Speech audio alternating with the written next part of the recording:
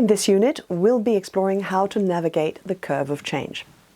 The human brain is wired to avoid disruption, uncertainty, and ambiguity. We need to feel safe. Change pushes us outside our comfort zone.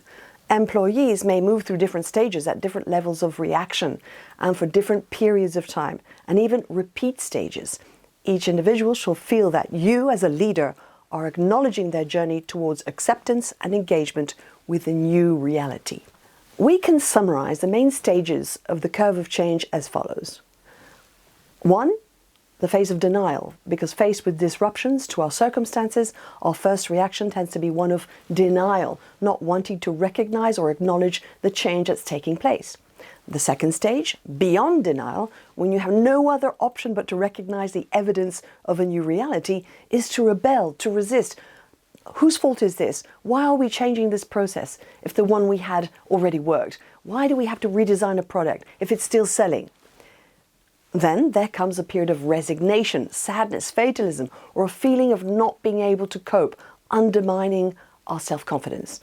For example, okay, I accept that this new status quo is what it is, but reluctantly, and I still am looking at the past.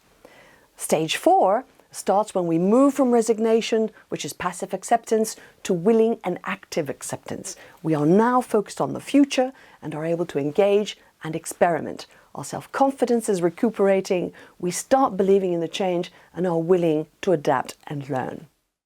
Looking to the future goes beyond active acceptance.